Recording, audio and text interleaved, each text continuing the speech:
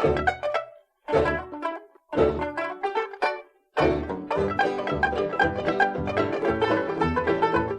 everyone and welcome back to Scandinavian Design 101. I'm Sanna. I'm Andreas and we're two Swedes and we love design. Yeah. In this video we're going to talk about a true design classic, the Wassily chair, designed by the Hungarian architect Marcel Breuer back in the 1920s. And we know it's not a Scandinavian chair, but it has influenced a long range of Scandinavian furniture designers, not least Alvar Aalto, who made his own bentwood version of it. Yeah. And of course we're not going to talk about only Scandinavian design. No, we're going to talk about all design. It's just a good name. Yeah. Well, moving on. Yeah. Marcel Breuer was born in 1902 in Hungary, and as soon as he graduated high school, he moved to Vienna to study at the Academy of Fine Arts.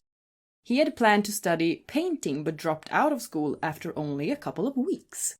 The program was all too theoretical for the young Breuer, who wanted to work with his hands instead of reading books. And who doesn't want that? Yeah. Instead, he started working in a small furniture workshop in Vienna and immediately found an interest in furniture design. Soon he moved to Weimar in Germany to enroll at the newly founded Bauhaus School. Walter Gropius, who was the head of Bauhaus, recognized his talents, and Breuer became one of the youngest students ever to enroll at the carpentry workshop. At the Bauhaus, Breuer befriended some of the best-known artists and architects at the time, among them the Russian painter Wassily Kandinsky. The Bauhaus moved to Dessau in 1925, and Breuer wanted to see his new hometown, so he bought an Adler bicycle and started riding around the city. And this was his first bicycle, and he was fascinated of the strong yet light construction. And this was the way he came in contact with tubular steel. And he soon started fantasizing about constructing furniture from this almost indestructible material.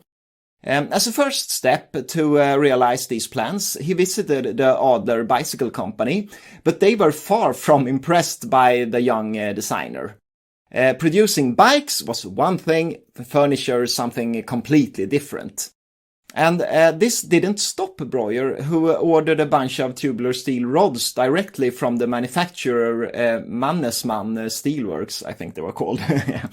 And they were already bent to his specifications, and together with a plumber skilled in the craft of welding, he started constructing the first prototype in his private workshop.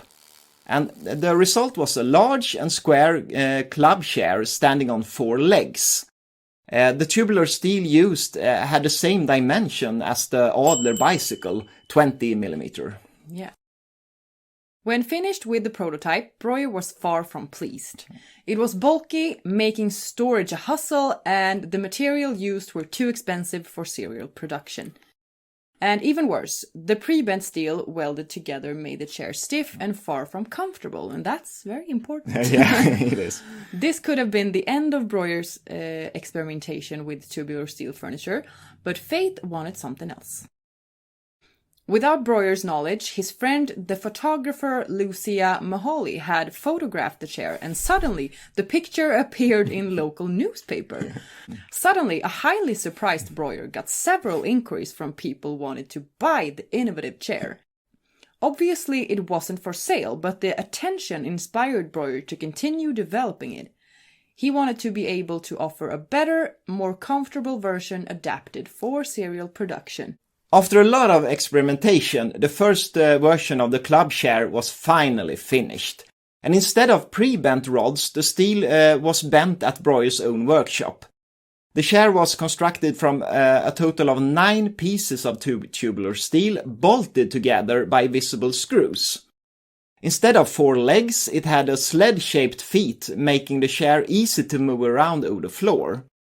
The upholstery used was finely woven horsehair, giving it a metal finish almost. Okay. Yeah.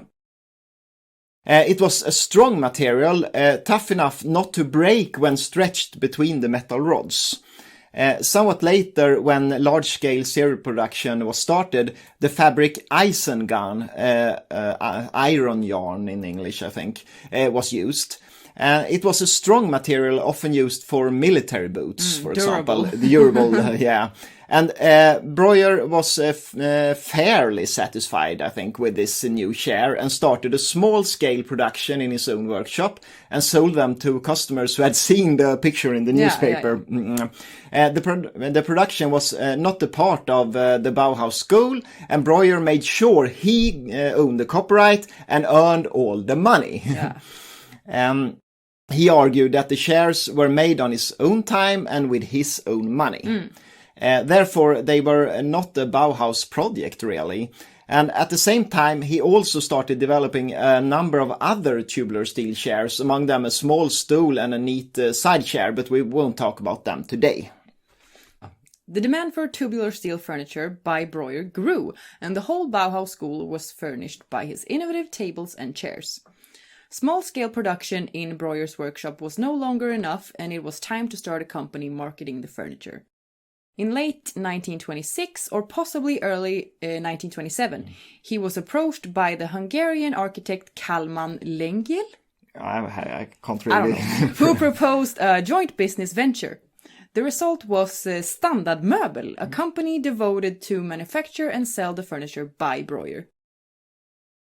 Lönngren supplied money as well as staff, and Breuer supplied the furniture models.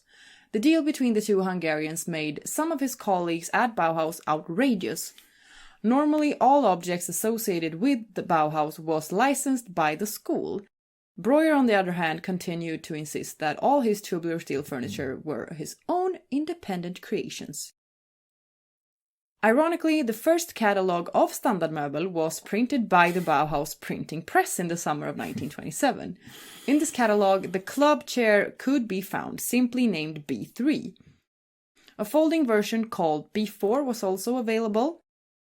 It was marketed as a chair suitable for boats and summer houses, but was a popular alternative for most people who didn't have the space for the bulky full-size version, B4. Of course, because it's very large. It's very large, very, very large. Yeah.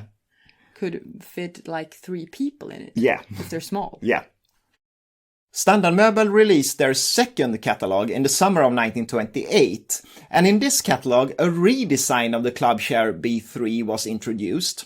And in this version, the backrest was connected in a continuous design, making the chair more sturdy. I think it looks better too. The 1928 redesign was the final version of the club chair, and it's still in production today.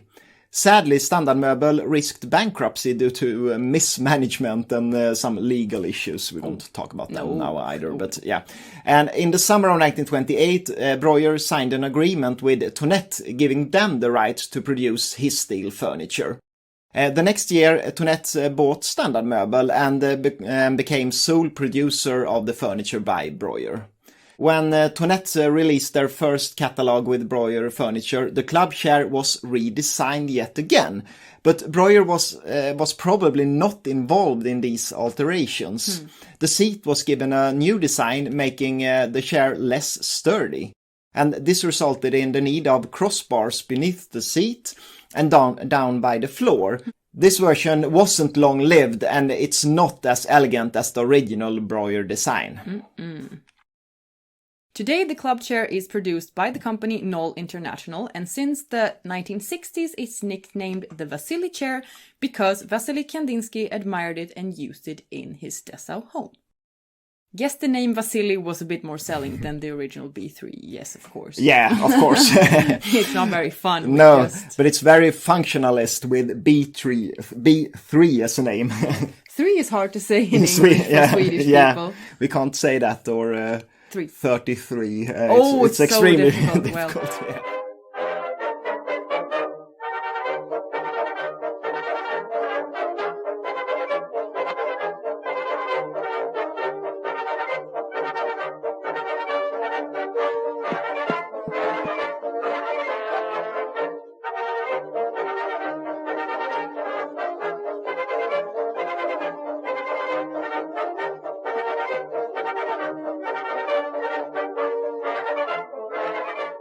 Yeah, but This was our history of the Wassily chair. Yeah. And I hope you found it interesting because it's a chair very popular today. You see it everywhere. And very, very good looking. Yeah, it's a good looking chair. If you found this video interesting, please click thumbs up and subscribe if you haven't already. Yeah, and you should follow us on Instagram. We're called Scandinavian Design 101. Thanks a lot for watching. Thank you.